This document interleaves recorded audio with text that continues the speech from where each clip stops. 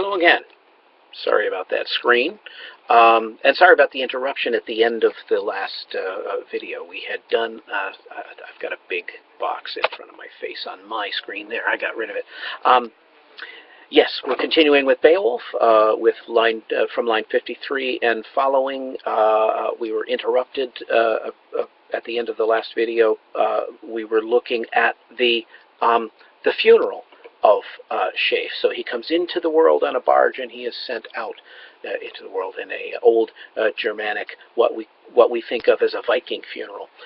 And so he goes off the way he came in, this time with more wealth. Okay. And so he had his son Beo has already been spoken of. Shafe comes into the world as a foundling, grows to be. Rises to be the king of the Danes. He has a son, Beo, who becomes king in his turn. Beo has three sons. Well, no. Beo has one son, Halfdane, and Halfdane, who becomes king in turn. He's the one who has three sons, all with names beginning with H. Herogar, Hrothgar, and Halga. Hrothgar is the one that we're going to focus on, but Herogar, the oldest son, becomes king first because that's the way it worked.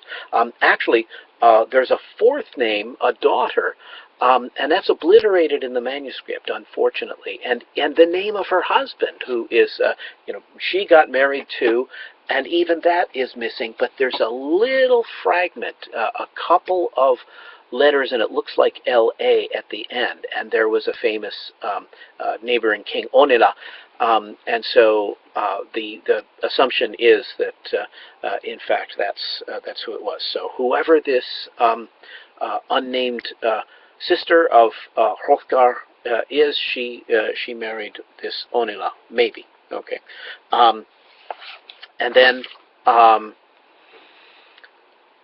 Herogar is killed in battle, and so the younger son, Hrothgar, becomes king, and he rules for 50 years and becomes the great king. And what are the marks of a great king? Well, you lead in battle, but mainly you are generous, and we'll see that in the descriptions of the kings coming up. A king's job is to give out, to share his wealth. Okay, it's a kind of the economy. Although it's more than economy, this relationship to which we give, borrowing the word from the Latin commentators on Germanic culture. The very first Roman commentator on Germanic culture was the Roman historian Tacitus, in a work called Germania, Germany, or De Germania, it's sometimes called, on the Germans. And here he uses the word comitatus.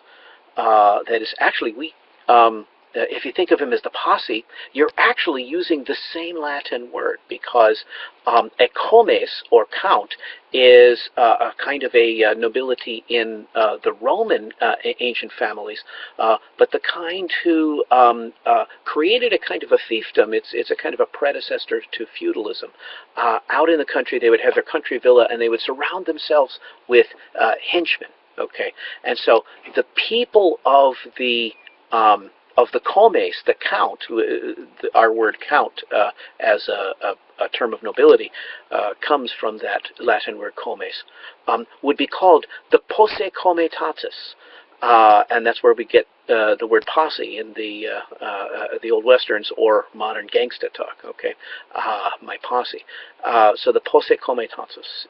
So this comitatus relationship is the Lord being generous to his, let's call them knights. The Old English word was thane, and we'll be hearing a lot of that. And it's a kind of a mutual relationship. The thane serves the king, the Lord, by defending him in battle, and of course the spoils of the battle come back to the king. You owe everything to the king. But the king's job is to be generous and to give it back. So that explains the Old English economy, but at the same time as being an economy, it's also a political situation, but it's also an emotional situation. This is the ties between lord and thane are the closest emotional ties you can imagine. So we are bound by loyalty as well.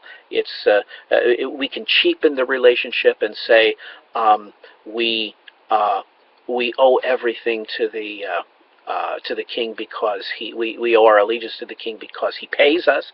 But in fact, in the literature, it's made to seem a virtue also, the virtue of loyalty. Okay, so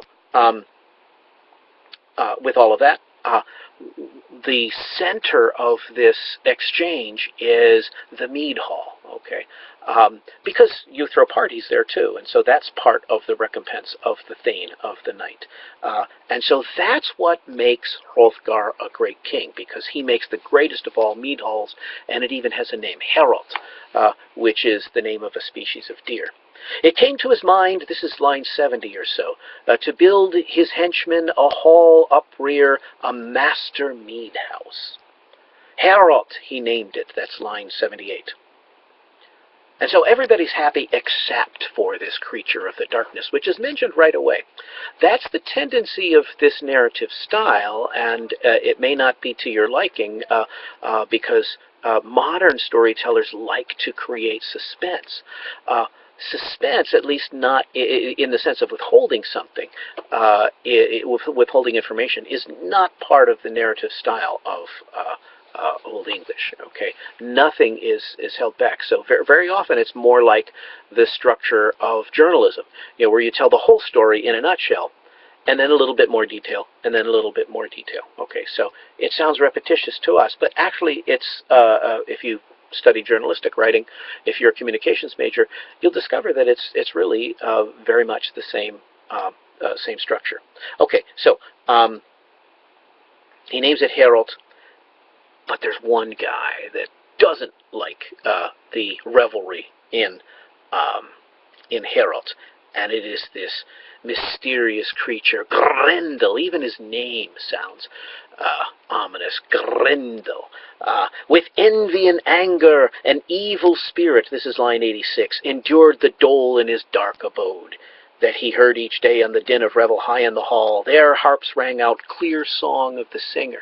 And then this seems to be a change of subject, but really it's a contrasting subject, and that's very typical of the Old English poetic style as well, is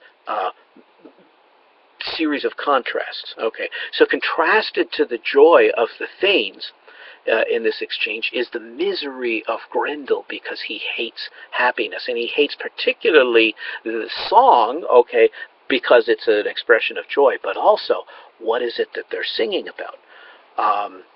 We get a description, and it's a description of God creating the world.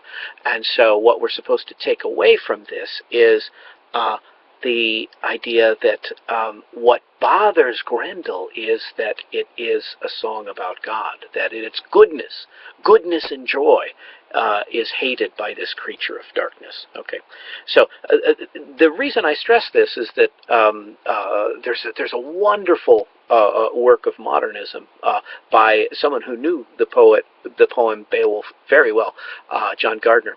And he wrote a novel called Grendel, in which the interpretation of this passage is that, in fact, the Danes were just bad neighbors. They were partying and keeping poor Grendel awake. He said, "Hey, I got to work in the morning." And so there's a justification in this version. It's a retelling of the story from Grendel's point of view. Okay, but in fact, that's not the point of the story at all. He is a creature of darkness. He is a creature of evil. He doesn't like joy. He doesn't like God. Okay. Grendel, this monster grim, was called, line 102. Where does Grendel come from? Very important point is that it's the narrator who tells us this, where Grendel comes from. There's a lot of discussion of anachronisms in this poem, as if these stupid medieval Anglo-Saxon poets, they don't even realize that they're using anachronisms when they speak about Grendel in this pagan world, and also that there's a mixture. That's another point of the criticism too, that somehow the poet is muddled, or another version of it is that it's a deliberate attempt by Christian authors to suppress paganism. In fact, it's quite the opposite. It is in fact the only way that we have any knowledge of the pagan material at all is as it's preserved by the Christian poets. And so we have